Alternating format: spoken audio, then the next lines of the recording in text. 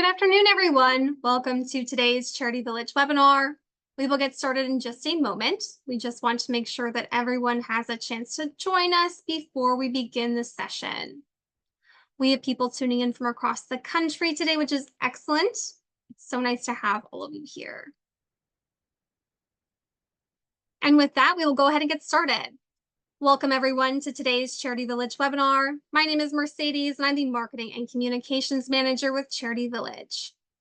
As we are gathering here on a virtual platform, it is important to acknowledge that each of us is joining this webinar from the ancestral or unceded lands of the Inuit, Métis, and First Nation people. I'd like to acknowledge I'm speaking to you from the traditional, ancestral, and unceded territory of the Anishinaabe, which includes the Ojibwe of Fort William First Nation. Please join us in a moment of reflection as we recognize the Indigenous peoples as the stewards of this land. Let's acknowledge the mistakes and harm in our history and the ongoing injustice, and contemplate tangible actions each of us can take to move forward in a spirit of truth, reconciliation, and collaboration. For those who may be joining a Charity Village webinar for the first time, Charity Village is Canada's largest online job board for the nonprofit sector. In addition to our online job board, organizations can also post volunteer positions. So if you are looking for work or to recruit talent in the sector, Charity Village is a great place to start. We also have a ton of excellent resources for nonprofit professionals, including online courses, articles, fundraising tools, and free webinars like the one we are presenting today. Before we start today's webinar, I would like to quickly run through some housekeeping items. You may have noticed when you joined the webinar that you were automatically put on mute. Since we have hundreds of participants in today's session, it is important for us to minimize the amount of background noise so that everyone can clearly hear the presentation. But you can still ask questions and make comments using the question box at the bottom of the Zoom control panel. Look for that at the bottom of your screen. You can also email your questions to webinars@charityvillage.com. We will be taking questions at the end of the webinar, so please submit your questions as you think of them, and we will do our best to get to as many as possible. If you happen to encounter any technical issues with the webinar, please let us know in the question box or by sending us an email. We will do our best to get any technical difficulties resolved as quickly as possible, but in a worst-case scenario, please remember that we are recording today's webinar, and we will send you the full recording by email tomorrow. So if you get called away or disconnected, you will still be able to view the full presentation. Now I would like to welcome our presenter for today, James from SDP. Welcome. Hi, Mercedes. Thank you. So first of all, thanks you to Mercedes and all of our colleagues at Charity Village for today's opportunity. And thank you to everyone in attendance. We really appreciate being able to speak with you today. And we're very grateful as well for everything you do in your day-to-day lives in your organizations. So today's presentation is Streamlining Daily Operations, Discover ASO, a Canadian management platform built for nonprofits. So my name is James Zhang. I'm a product manager here at SDP, and we'll be discussing a few things today. So before going any further, SDP Inc. would like to acknowledge that our offices are situated on the unceded traditional territories of the Ganyan, Gehaga, and Haudenosaunee nations. So who is SDP? So SDP is a company that was founded 25 years ago in 2000. We've had over 1,000 clients over our 25 years of history. Today, we have about 4,000 active users that use the platform daily in many organizations. And the particularity of our product ASO is that really it was developed for NPOs with NPOs, meaning that our founder, Alain, had found that the needs in different NPOs were very specific and that they needed tailor-made software to really help them and software that was really adapted to their workflows. So we've always had this approach of working in collaborations with our NPOs and customizing every single installation of our product. So that is why we mentioned that ASO is customizable as well as scalable. So it is something that can be customized initially, but it can also scale and grow with your organization and all the services that you offer. It is a software that's used in many different domains. So we definitely understand that NPOs share different challenges and different values, but they also have their very own specific challenges that are related to their domains. but it is something that's employed in both suicide prevention centers, crisis centers, women's shelters, sexual assault survivor centers, and a bunch of others that I can't even begin to name because the list is very long. And also very glad and lucky to have a lot of team members within our team that have background in NPOs. So I myself have worked 8 years as a counselor and a manager in different crisis centers and suicide prevention centers. And we have colleagues who have been counselors, managers, directors, board members in different NPOs. So very quick overview of different features that we do offer within our platform are the ones that you can see on the screen. It's not an exhaustive list because again, we have made a lot of different innovations, a lot of different modules that are specifically tailored for different domains, different challenges for all of the NPOs that we serve. And just on the screen here, I think about half of them have either been created from the ground up in the past 5 years, following collaborations, or they have been majorly revamped and improved over the past 5 years. So today what we're focusing on is really the whole idea of choosing the best record keeping strategy, making sure that everything that your organization offers in terms of service has a log done somewhere that is both useful for clinical reasons as well as for funding and reporting reasons. So we know that NPOs offer essential services, and we know that the styles and the ways that organizations manage their record keeping are very different, and they all come with their pros and cons. So what we'll be talking about today are four major themes. So operational challenges in NPOs, so identifying everyday operational bottlenecks in nonprofits, whether it's communication breakdowns or data silos, and also learning strategies to overcome them. We'll be looking at improving team collaboration and information sharing, so ensuring everyone from frontline staff to board members stay on the same page. Moving on, we'll be going over advantages of streamlining operations with the right tools and how those streamlining operations can really lead to better outcomes as well, whether it's saving staff time or improving service delivery, and also satisfying funder requirements with easy to use reports. And the final point is evaluating digital solutions. So we are a company that offers a digital solution. We have a certain expertise in it. So we'll be discussing a few things that you can really look at and really investigate and shop really to research to find really the best suited digital solution for your NPO's needs. And of course, throughout the entire presentation, we'll be giving a few examples as to how things are handled on our end, on our software ASO, and also the different things that we can speak about from our own experience that have either led to really great advantages for the NPO question or actually things that became a bit of a problem, a bit of a thorn in the side later on. So before moving on to the very first slide of the presentation, we have our first poll question. So the question reads as follows. What is the main tool for case management in your organization? And you have four options. We are speaking about mostly paper-based. So most of the things that you jot down are still on paper basis. You have paper files and you have to manage this paper. Off-the-shelf software is the second option. So something that is not customized, something that is difficult to customize perhaps.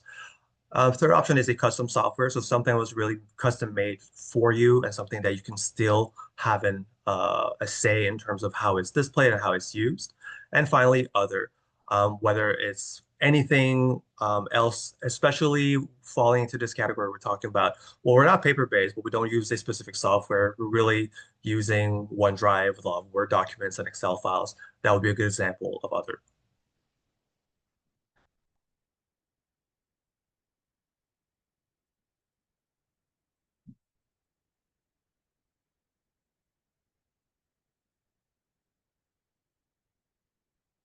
Great. So I think everyone should be seeing the results on their screens now. And we're seeing we do have quite a bit of mostly paper-based, the most popular being off-the-shelf software. So I think a lot of the audience today here, we can really see fits pretty much what we're seeing a lot in terms of our market research, where a lot of NPOs have moved away from paper and have been using software. And most of them are still directed towards some off-the-shelf software. We can just think about the file makers of this world and stuff like that, where it's not customized, but you can still configure it in a certain way to try to mimic as best as you can your workflow. And we're seeing some custom software. We're also seeing some other. So pretty equally split between 2 to 4, and number one being off-the-shelf software. So thank you for answering the poll question, and we'll be using that to really try to guide the things that we focus on today. And of course, you can imagine during a 1 hour presentation, we'll really try to give you some tips and some tools that can help you in your strategy discussions for record keeping. But really, we'll try to give you as many examples as possible, but we'll try to keep it brief to stay within the time frame. So first point today, operational challenges for NPO. The very first one being legal compliance. So maintaining proper records helps NPOs meet the many requirements in their respective province and comply with legal obligations. So we are speaking today at Charity Village. So we're speaking with Canadian NPOs, and we know that in Canada, there are many different regulation bodies as well as law that has been created in order to make sure that information is stored properly, used properly, and also accessible properly. So whether we're speaking about the Personal Information Protection, Electronic Documentation Act, PIPEDA, or Privacy Act that can maybe apply a bit more to the NPOs in attendance today. We also have here in Quebec, where our offices are based in Quebec, we have Law 25 that you may have heard about. So it is something that is really regulating how the data is stored, how it's accessible, what can you keep on what people, and it changed a lot of things in terms of, well, how people will actually store their information and what their needs are, because it went beyond that and they had to have really easy tools to help them archive and remove that information when the time came to do those operations. And from our different contacts and research, we also see that in Alberta, BC, we have the Personal Information Protection Act, one in each province. And also in Brunswick, Newfoundland, Nova Scotia, and Ontario, we have different versions of Personal Health Information Privacy Acts that really regulate what can you keep. It also, those are things that lead to the fact that, well, the information also belongs to the beneficiary, so they need to be able to receive a copy of their file, have an idea of the information that is being stored about them. And you can also imagine that that is something that becomes more and more difficult the less and less information is organized. So if you're paper-based, well, you really have to know exactly what you've kept on order. You really want to look deep dive into your archives, figure out what information you have. Whereas if it's stored in a software that gives you an easy to use interface, well, at that point, you can really figure out what exactly you have, and you can provide a copy of your file. You can give a copy of the file for a referral as well. So all of these things can fall under the legal compliance part of it. Next point is availability of all relevant information. So one of the challenges that we can see in a lot of NPOs is really the fact that we want to work as a team, for the community, and we want to have all of our services be coherent and really follow a certain guideline. Also, perhaps per beneficiary, we may have a response plan, we may have a certain philosophy that we're trying to adopt. And sometimes, well, information is lacking. Maybe we don't have access to the client file. Maybe it's part of it that's missing because it's been left on a desk somewhere. Maybe we have a little bit of access. Perhaps the sharing of the files is a bit too restrictive and we can't really be many people collaborating on the same part of the file at the same time. And all of these things can lead to the fact that we have a bit of reduced clinical continuity. So for those who have read the newsletter published by Charity Village that contained an article by us, while we really focus on this whole point of clinical continuity, which is really can act as a promoter of positive outcomes, both in physical and mental health. And when we're talking about clinical continuity, we're really talking about having all relevant information be available to all stakeholders. So whenever someone has to perform a certain action with someone, they have all of the information needed in order to stay within a certain guideline and really follow through and really help also develop this rapport between the beneficiary and not just one specific counselor, but the organization as a whole.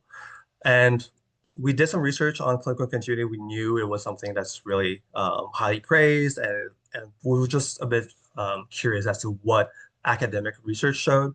So three main articles that we quoted were first Pereira et al. 2016, which focused really on family physicians. So we're talking about physical health, and better continuity of care was also associated with appreciation of care, trust, earlier diagnosis, reduced mortality rates, and other factors.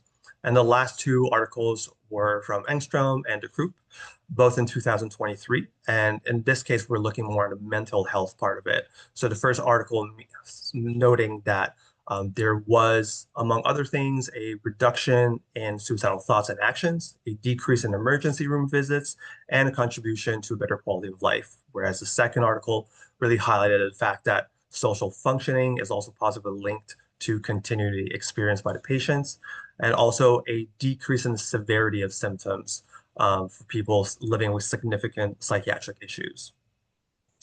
So when we're talking about having all this information available to your team, we'll be talking a bit later on the second slide about how that information can be shared, what kind of restrictions you can put into place as well. But all other tools that can really promote timely and validated record keeping are things like we have an ASO, we have an automatically time lock that is optional, but it's something on progress reports where the moment a counselor creates a progress report, there's a timer that starts. There's a timer that sets on a configurable length of time. So let's take, for example, 3 days. Well, 3 days following the creation of this progress report, the progress report itself is actually, the progress note is locked. And in order to make further changes to it, well, an admin has to come unlock this progress note. So really, it's a tool that's there to help and really promote timely record keeping. Because as we all know, the timely you are, the better information you're going to be writing, the more complete it's going to be, and then all that information will be available to your team.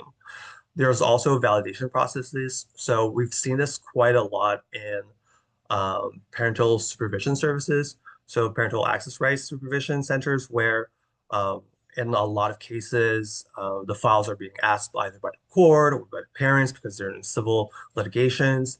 And these notes have to be very clear. They have very strict guidelines in terms of, well, what's actually included in terms of which parent and which place of the progress notes.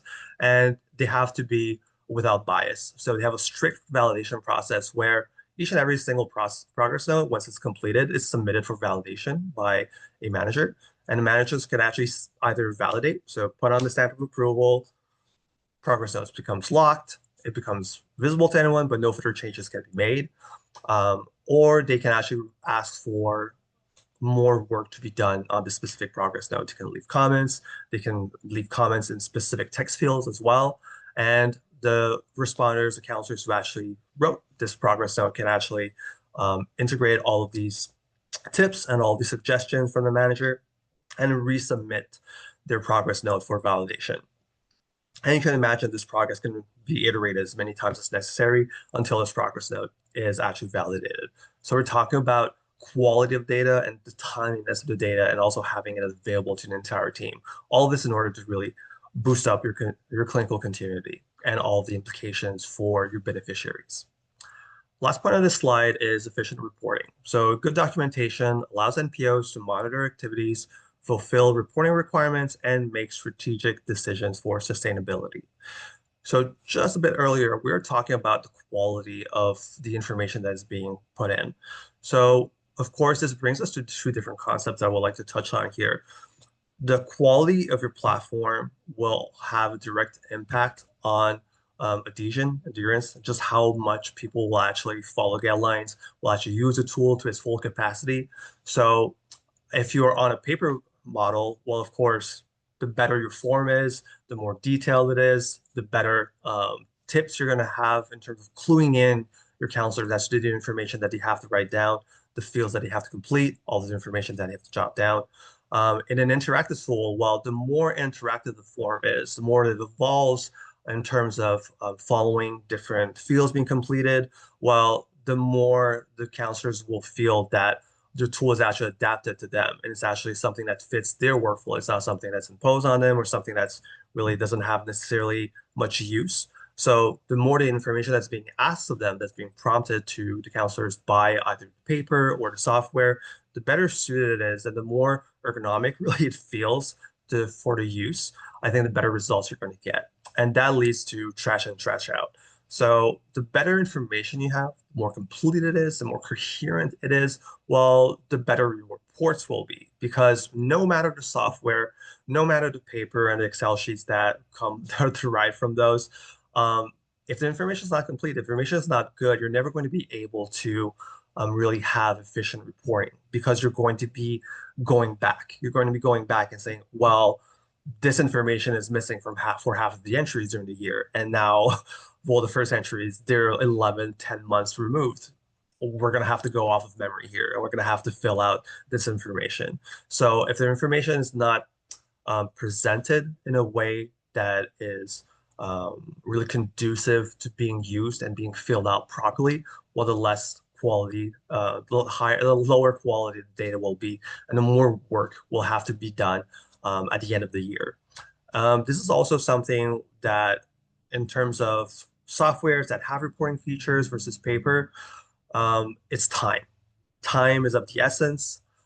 Time is something that we, I think, cruelly lack in all different domains of life, but I think in NPOs especially, we always have tight budgets. We always have our workforce giving their all to give as many services to as many beneficiaries as possible, but there's always a time crunch. And sadly, when we're talking about reporting, well, I think most people in attendance today have probably shared experiences similar to mine and my colleagues where working in NPOs, well, if you're paper-based, the last months of your fiscal year, a part of the team wasn't available for offering frontline services anymore. They had to go into the archives, they had to dig through things. We're suddenly saying, oh, yeah, we need this information for our yearly report. And we didn't note it down during the year. So someone has to go through all of the emails to find out all of the kiosks and the centralizations that we did during the year and note them down in Excel so that it can be translated. And all this time is spent doing something that isn't really what the team is hoping to accomplish by being part of your organization. So I think that's also something that can impact the HR side of things. And it's time that's also just it's a big investment. It's a lot of things that you cannot do repeatedly during the year. So that as well, if it's something that takes up 2 weeks of your workforce to do once, well, you can't do that twice during the year. So once in the middle of the year, just to check if everything's going accordingly, if reports are being filled out smoothly, if the quality of the data is good. Well, in order to check that, you have to invest all that time. So if you go on a software that has reporting integrated, that really gives you different lenses that you can configure to really take a look at your database, to take a look at all the information and take a picture of it and see, well, what kind of numbers am I having here? What's the quality? What's the overall quality of the data? And are the reports being filled out accordingly in a timely manner with all the information being filled out properly? So more functionality, more motivation, better quality of data, and more you can easily use your reporting tools, well, the more you can monitor throughout. And you can also, instead of having your strategic decisions being based on a single time exercise that's done once a year, you can actually use those numbers during the year to really adjust your aim if ever is something that you can see through the statistics that are being reported. Moving on to the next slide. We're talking about improving team collaboration and information sharing. So I'll be fusing the first 2 points together. So first being user rights management, defining user levels, secures sensitive information, and ensures each team member has appropriate access to data. And we'll be mixing that with the second point, efficient information sharing, where teams can share or restrict information as needed, protecting confidential data while promoting effective collaboration. So these things are pretty intrinsically linked, given that efficient information sharing is practically just the evolution, it's the next step of user rights management that is more of a overarching view. So strong confidentiality policies are very commonplace, I think, given the nature of a lot of things that we're doing, whether it is psychosocial care, where we're going to be noting a lot of things about details about their personal lives, we're going to have personal information that's going to be stored. If we're offering services to community that include perhaps um, daycare services, well, you're going to have confidential information in terms of the social security numbers of the parents being stored on your database as well. So these strong confidentiality policies are there for a specific reason, but they also have to be integrated within your record keeping tool. So of course, if your paper, I think we have all seen it, different locked files, locked folders that you can have really specific keys to specific people. So all the information is split. But in a database, in a software, we're talking about user rights management. So what user rights management is, if we're going from less detailed to more detailed, the first part of it is real, well, who gets to see what? The best example here is, well, HR files. If your HR files are integrated directly within your CRM, your software for your customer relationship management, well, in that case, you don't want the HR files to be available to anyone. You want them to just be available to the admin team and the managers. So in that case, you have different user levels for the counselors, for the managers, for the directors, and all of these user levels will have really their specific user rights tailor-made to really give them a view and an ability to modify and delete things that's really specific to what their job description is and what their role is within the team. So they only see the things that they have to. Um, Going a bit further from that, we're talking about user levels, and within user levels, we have the specific users. So that's something that is very important to think about when we're talking about a software for record keeping is, well, do you have a user limit? Is there a maximum number of total users? Is there a maximum number of live users that are using the platform at the same time? Is this something that you'll be charged for per user? Is it something that's not necessarily feasible for you because you have a lot of volunteers? And in order to offer the same number and quality of services as a fully paid staff organization, well, you need to have a lot of volunteers to fill that in. And you're going to be multiplying the number of users that we're using. So in that case, we've seen a lot of places that use a per user rate, so maybe really focus on that as well. So on ASO, there is a per user rate, and everyone is really free to do their user rights management by themselves, create users, modify users, and all of that. So the next evolution is really efficient information sharing, where, well, okay, everyone gets a high level hierarchy of the things that they get to see. They get to see pretty much all of the information, but sometimes you need to separate it a little bit more. So a good example I like to use here is we've worked with, wow, over 40, over 50 women's shelters here in Quebec. And a lot of them operate under a first step and a second step. So first step being a bit short term, second step being full on, like 6 months plus stay at the shelter. And it was really about post separation and having a place to land on your feet and prepare your next move. So first step and second step, sometimes they're within the same building. The counselors really operate on both steps. They also do external services. So it's really everyone does everything. So in those cases, there's less information restrictions being placed. But when those teams are a bit more divided because they're geographically divided in two separate buildings, they're not interacting with the same clients, they're not doing the same things. The tools that they need are different. Well, in that case, we still want the data to be on the same tables. We still want the reports to be able to look at both first step and second step and be able to compare in between both. We want to be able to just report generally on shelter stays instead of having to combine numbers from first step and second step. So what we do in that case is we simply put in a little wall. We put in a little information block so that the information that's being visible to first step counselors is really filtered to only show first step information, whereas second step counselors get to see those second step files. So the information is still accessible, still organized in a neat manner, and admins and managers will get to see both. They have it everything in the same places, and it's easy to manage that way. But for the counselors on the ground level, well, you only need to worry about what's on your screen and you don't have any information flipping. Another way of looking at it as well is, well, perhaps actually before going there, something we can do as well is when we have those walls raised for really privacy concerns, really respecting those confidentiality policies that you have in place, well, there are always exceptions that are possible because someone who is moving from the first step to the second step, well, the second step team would probably benefit, and the beneficiary themselves probably benefit from the counselors having access to their file while they're staying at the first step. So you can have authorizations that are given. So whenever the paperwork is filled out properly and you have the proper approvals, you can open up temporarily the viewing rights of your colleagues so that they can see more information that they're usually not privy to. And the other thing that can be done as well is I think we've also seen something pretty commonly in NPOs where while we are community outreach programs, we're working within our community, a lot of times within our own community that we live in, that our social network lives in. And sometimes, well, we have someone whose file we should not be able to see. It's someone that we know, it's a loved one.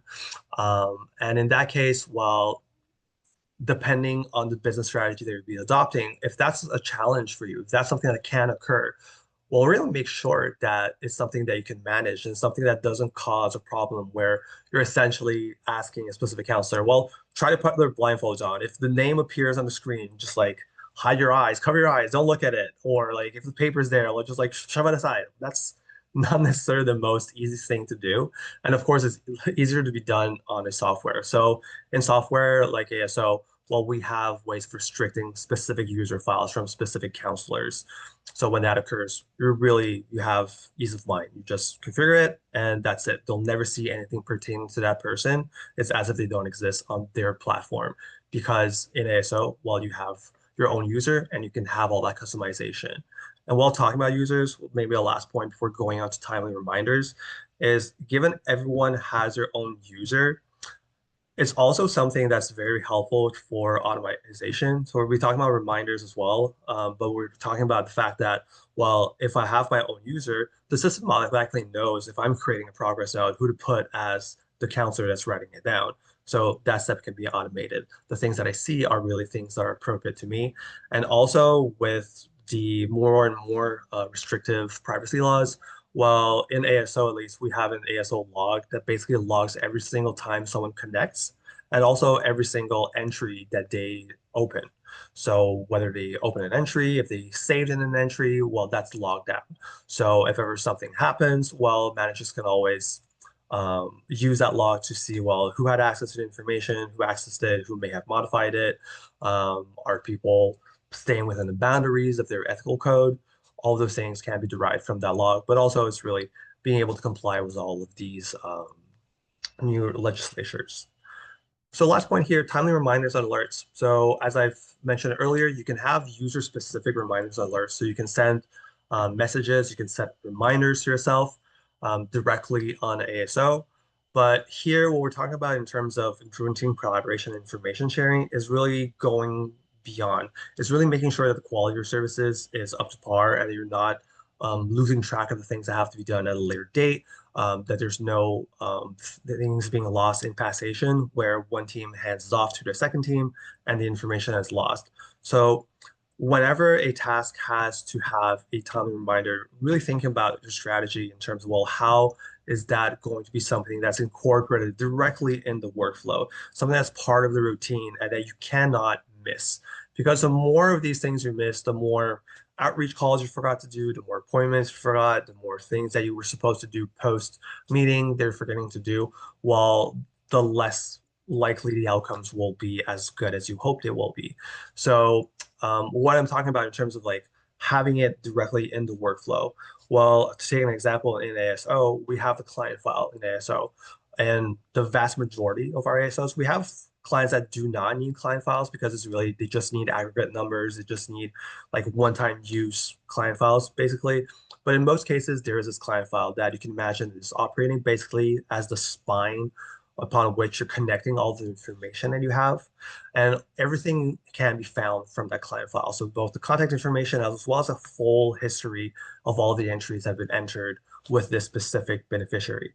So in the typical workflow of using ASO or a different platform, well, you're using the client file as a start point. You have identified the person with whom you're speaking or you're about to speak to. You're interested in their file. You open the file as your first step. And upon opening the file, that can be a good trigger point where for us, we have reminders that just pop up. So it can be text, that can be clinical information. Maybe it's a full-on refusal of services until XYZ, or it can be something that's just good information to know. Alan forgot his wallet. We've placed it in the second drawer in the counselor's office. Stuff like that, where you just know that the moment this person calls, well, my colleague's going to be opening their client file. And I have these reminders that are set there so that no matter who opens up this client file, that's the point where the trigger happens, and I'm going to have that information being shared to them. And you can set up triggers and reminders in plenty of different ways, but really anything that needs to have follow-up actions taken on it, having a strategy for timely reminders, whether it's papers, calendars, just integrate it in your workflows. Make sure it's something that can't be missed. The less likely that is, well, the more likely you'll actually be following through with those.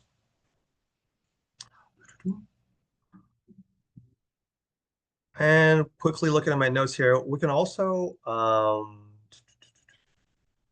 yeah, we can also have a lot of dashboards. That's also something that we've done a lot, where basically the homepage is the place that you see upon entering. So the homepage is something that really, I think you can see a lot of software going for this type of dashboard approach. We find it's very helpful. And we can also find it especially helpful. We can customize the dashboards that are being used per user level. So maybe admins, they really want to see a more overarching, well, I want to see the stats. I want to see how my stats are evolving over time.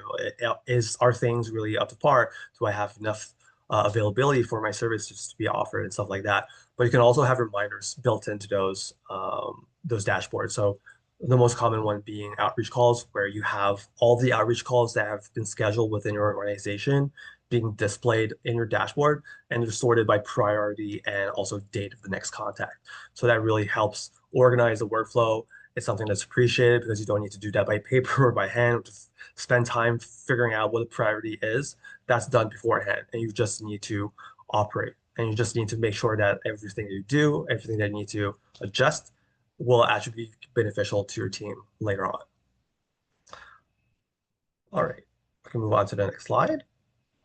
So advantages of streamlining operations. So we talked about many strategies in terms of like how to streamline your operations. And here we're going to be talking about advantages. And also, we hope that the things we're talking about here today, um, you can also use these in terms of um, perhaps these are opportunities. Perhaps these aren't just challenges, but they're also opportunities, because we're hoping we can give you some inspiration in terms of like, well, what else can we do differently? What else can my software do differently? What else could a different software do differently for me? And also just making sure that you have more awareness and ideas in terms of like, well, how things could be run a bit differently, a bit more smoothly, more efficiently, and lead to better outcomes. So advantages of streamlining operations, first of all, enhance efficiency. So of course, streamline operations, reduce redundant steps, and automate workflows, allowing tasks to be completed faster with fewer resources. So a good example is something I just gave earlier. I can tell you that when I was working as a counselor, as a responder in a suicide prevention center, we had to do outreach calls. We had to call people that were at high risk, or third parties, or the bereaved, and those were done after a certain amount of days following the initial call that we received. And when we're operating on paper, well, every shift that was an outreach call shift, we would spend 30 minutes at the beginning of it going through the big folder, looking at all these papers, looking at the post-it notes with all the last outreach calls that we've done, and figuring out, well, what's my workflow going to be today? Well, if you can automate that, if you have certain standards, certain procedures, things that can be automated, whether it's the value being automatically derived from other fields, whether it's just having sorted in a specific way, having the tools really be adapted and easy to use. Well, the less steps and the less time people need to spend entering the information, well, the more time they have to really offer the services of your organization. So another thing that can be used as a lever here to enhance efficiency is really minimizing double entry. Um, that is one of the things, something pretty common where, well, you're doing one action in your life as a counselor, you're doing one appointment, one meeting, but then afterwards you need to write down your progress notes, you need to write down an entry in a logbook, you need to write down the stats in the stats software, your Google form, or whatever else tool you're using for your statistics. And it's just the more steps and the more platforms and tools you have to engage with following one single action, well, the more likely you're going to be forgetting some of those, or perhaps you don't have time to complete all of those steps and you have to move on to your next intervention. Well, maybe you're going to have a bit of time at the end of the day to fill the things, but you remember everything you have to do. So if you can really centralize and make things more efficient, you will have better outcomes. And one easy way of doing that is really with display strategies. It is something that's a bit more difficult with paper, of course, but if you have something that's using software, well, having the information being saved and being displayed and available and visible in different places that are strategically chosen, that can be a good strategy because just one single entry will be visible in a lot of places. So that's something where like the dashboards on the homepage oftentimes will have a bunch of dashboards that really show the main services that are being offered on a daily basis and giving a quick summary. So that can give you information directly on the homepage, whether starting a shift, see what else could rebound, doing a shift change, or a handoff, and you can use that to really give all the information that you need. But it's also something where you just know that I don't need to write the same thing over and over again in different places for it to be there. And another thing that we like here is really making sure that, well, everything, if it's you have clinical information that needs jotted down, but also statistical information that needs to be jotted down, have it all on the same page. And if you have interactive forms that really change the fields that are being shown, change the form that's being shown, given the things they're saying they're doing, well, in that case, it's really something that we feel is a good environment that's really helpful for counselors. Fewer errors. So again, having these standardized processes really minimize manual tasks and also lower the risk of mistakes. So if it's paper, really make sure it's easy to read, it's easy to use, try to minimize the number of paper you have.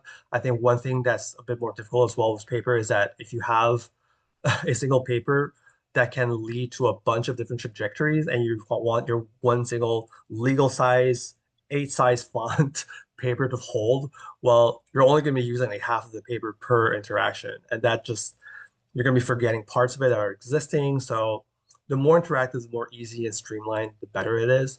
And if you're using something like a software, well, that's where required fields can be really helpful, but always use them with judgment.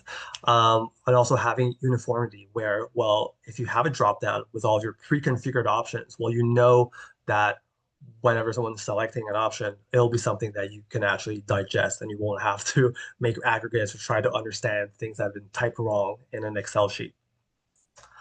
And it's also something that for us, it's become even at an association level. So we have two associations of women's shelters that work with us where we basically take care of their association level stats. So all the statistics they're asking their member shelters to send them, well, we make sure that that information is being asked properly on the ASO of the shelter. And they have a simple button that just shoves all the information in a anonymized way and safe way to their association platform where all the information is available to them. They can analyze it, they can run reports on it, and they can really make sure that all the information is transferred over as quickly as possible. Improved oversight and coordination. So centralized operations allow managers better control, resource management, and consistency across the organization. So very quickly here, we're talking about the more things you can centralize, the easier it's going to be. And it's something we're seeing more and more with our clients where um, I think there's this phenomena, especially in NPOs, where it's kind of piecemeal. It's like we have one thing for HR, we have one thing for time management and timesheets and schedules, we have one thing for clinical record keeping, and we have something else for newsletters and stuff. And it's a bunch of different software. They don't speak to each other. You have a lot of accounts. You need to pay all of those subscriptions. You need to manage all those passwords, and it becomes a bit of a headache. And obviously, the fact that they don't speak with each other means that you have to repeat your actions if that is something that actually touches multiple platforms. So if you can have a lot of these functions being on the same platform, well, that's going to be a net positive for you. And also, it's something where if the needs of your organization are very specific, we've seen places where, well, each hour that a counselor spends during the day working has to be accounted for in terms of like from which envelope is that money going to be coming from, which budget is actually going to be debited. So when they're doing specific actions and are reporting them on the clinical side, well, then they have to we make sure that the time management and the HR side also reads the information directly from the clinical side. So they don't need to make a double entry, just derive the information directly from the information that's already being put in. And the last slide here, evaluating digital solutions. So focusing on digital solutions, some quick tips here. Data hosting and ownership, very important. Restrictions are more and more in place and more commonplace. And we here at SDP for ASO, when it's hosted with our service instead of a private server that the NPO already has, well, we have chosen to do business with Microsoft Azure because the data centers are in Canada. And they also ensure that if you're accessing your information from Canada, the information is not going to transit from another country to come back to Canada. So that information is never copied onto a server outside of Canadian borders. So that's something that's highly helpful. And also ensure the data is yours. It's a bit funny to talk about, but data ownership is something where there's more and more legislation to really say, well, this data belongs to this and that, and the beneficiaries always have access to it, and they can always ask to remove it. There's also something that can be a bit more ground level where we have had clients who've contacted us who had a custom software maybe, but it was built by a small firm or maybe just an individual, well-meaning, gave them a good deal, gave them something that worked, but they made do with what they had in terms of the budget they allowed themselves years ago. And now they're ready to invest and to have something that's more really in line with what the scale of their operations are. And we've had some of those firms or individuals withhold the data and just say, well, yeah, you want the data, you want to import it into your new solution. Well, I'm not going to give it to you. And that's something that's really something you want to avoid at all costs. Understanding of your reality. Oops, sorry, did not mean to do that. So understanding of your reality is something that's very important as well. I think it's something where um, NPOs, as I've said, even though we have our own challenges and our own things that are really domain specific or organization specific, there are things that are really specific to NPOs and that are shared. And I think just understanding how an NPO operates, what workflow is, well, what are counselors meant to do, what do managers need to do is something that's always going to be a net positive. It's going to be less time needed from your end to really understand, explain how things are operating on your end and what your needs are. So if you can find a firm or consultants or whatever that can help you in your strategy that understand intrinsically your reality, whether are better suited to quickly understand it, I think is something that's very helpful. And that's something that we've always adopted as in a philosophy where we don't start in a new domain as experts. We're very, very glad to have clients that are willing to teach us, to tell us about what they work with, what tools they use, and what are their specific challenges. And eventually, when we have more and more of these clients, well, then at that point, we have enough experience both supporting and creating these platforms, and we can have a bit more of a consultant and expert approach. But and at that point, we actually start speaking with the associations. We start helping them. We start giving tools to them. And lately, we've even had an example where it was this complete opposite, where the association itself directly came to us and said, "Hey, we want to have all of the operations be more streamlined, be more uniformized across our members. We've made decisions together, but now we want a solution to implement those." So we actually started with with the association, and it was a top-down operation. So that was a pretty fun project and scalability. So we talked about it a bit earlier, but really making sure that your investment, we know that every single penny counts in NPO's budgets, and investing in a record keeping strategy, especially if it's a software, we know it can be a pretty substantial investment. So make sure that whatever you're investing in, you will be able to have gains from your investment for a long time. If you're going to be spending a lot of money on something that you know will be out of date in 2 years because it won't be able to grow or scale with you, it won't be able to go as far as you wish to go, well, that's going to be holding you back. And it would be sad for the community to have less services or less quality services just because the record keeping strategy wasn't scalable. So those would be pretty much the main things that we wanted to talk about today in terms of helping you really find these key things to look into for your decisions in record keeping strategies, and also hoping to give you a bit of a few ideas and inspirations in terms of things that you may be able to improve pretty quickly in your organizations starting from today. So next slide is simply the last poll question. The question reads as follows: what is your organization's biggest challenge when managing cases or client information? Is it keeping records up to date? Is it sharing information within the team? Is it generating reports for funders' rewards? Or ensuring data security and confidentiality?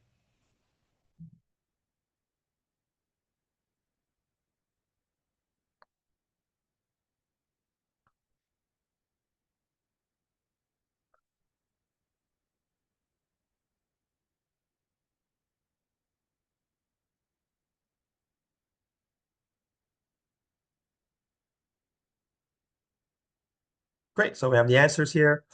Most common are two, keeping records up to date and generating reports for funders of boards. And third place, we have sharing information with the team. And last place, ensuring data security and confidentiality. Thank you for your answers. And we'll try to use that in our next portion. I've run a bit over time, so I'll keep the demo pretty short. I believe you'll be able to see my screen. So what I'm sharing right now is one of our seed platforms, basically. So it's our test platform. All the information you're seeing today is just fictional, so don't worry about that. And I'll give you a quick look before moving on to Q&A, leaving up time for that.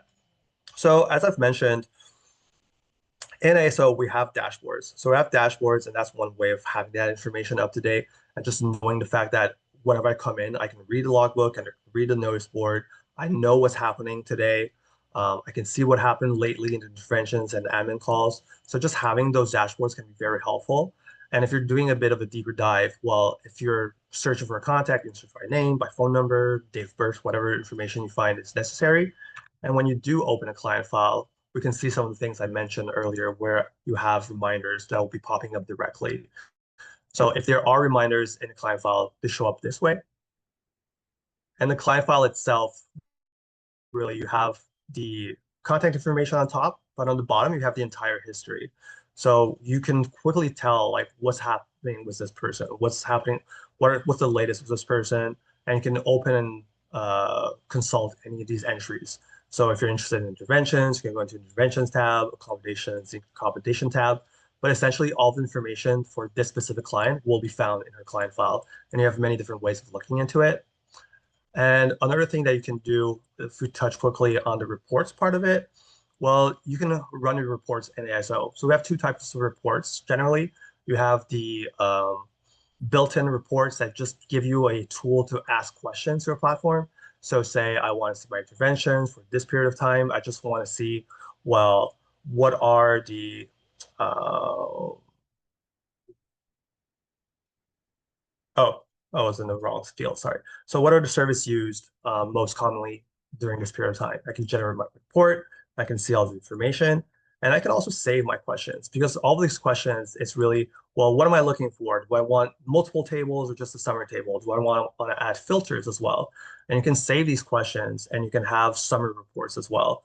So summary reports are simply a report that you've configured that contains multiple questions that you've already configured and it just answers all of these questions one after the other.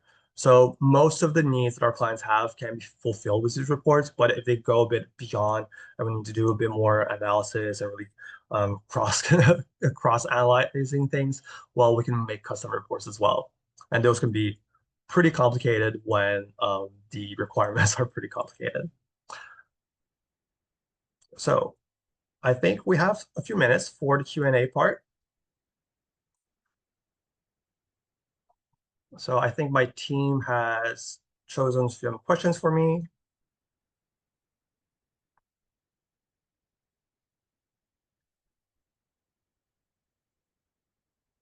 All right, so first question we have is, can you speak to how collaboratives may use this type of platform? Do each organization still need their own CRM? That's a great question. So indeed, I think it is something that we've seen more and more, where we see that in NPOs, there's a lot of collaboration that's needed because together we're stronger and we can really pool our resources together. We have suicide prevention centers that use ASO that actually have one suicide prevention center answering the overnight calls for the other one.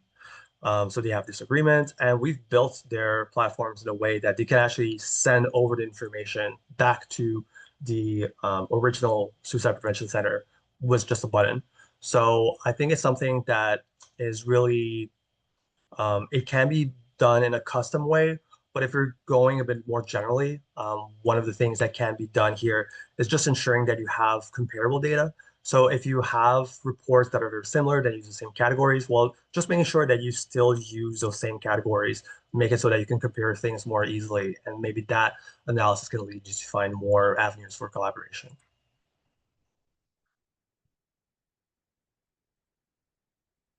I think we have time for maybe two more questions. Is there space to save files? Yes, absolutely. So in ASO, you can put files directly in the client file. You have a place for documents, which is simply just a place you can place your documents directly. So any file that is on your computer can be uploaded. But there are also form specific places where you can put either a single file or specific files. So sometimes you can have like a code of conduct in a shelter. So you have a specific place that's really where you're going to be placing a scan of your code of conduct directly there. And we're also working on a strategy where we've realized that a lot of our clients still have a bit of paper because it's still useful. Having pen and papers is just a medium that's very helpful from time to time. So we have a feature coming up where you can basically create your library of PDFs or other documents that are simply the images they'll be using. They'll be placed on your tablet, fill out the information on the tablet, and the information is directly saved on ASO. No need for scanning, no need for printing, no need for all of the uploading and stuff like that. So yes, definitely something we can do. Oh, sorry. And maybe one last question. Oh, that's a good one. So how large does an organization need to be to optimally use or start to use ASO? We're very lucky to have a very wide range of organizations that use our platform. I think the largest is something like probably 500 total users spread across many departments. So we're very happy to be able to like offer very tailor-made, large scale solutions, multi-site, multi-department with like 25 user levels. We can do that. But we also have clients that have they're two people. They're literally two people, and their business hours are like 4 hours a day because that's what they can offer. And we have very small ASOs deployed for them. They're very simplified. They're really just focused on their essential core services, and it's something that a company, no matter who you're picking, find something that's adapted to you, and that they can really figure out what's best for you, and they can work with you at your scale. Great. Thank you very much for presenting such an informative webinar today, James. Do you happen to have any final comments before we sign off? Yes. So again, thank you, everyone. Thank you for Charlie Village. And of course, I think you've probably noticed we can talk about all these things for a long, long, long period of time. So if you want to have more information, speak more about it with us, or have more questions about ASO, you can contact us at the email on this last slide. You can find more information on our website as well. And we'd be very, very happy to speak further with you. Perfect. Thank you. I just wanted to remind everyone that you will receive a follow-up email tomorrow with a link to the webinar recording. Please feel free to share this link with your colleagues. The email will also include a survey link that you can fill out with your feedback on today's webinar.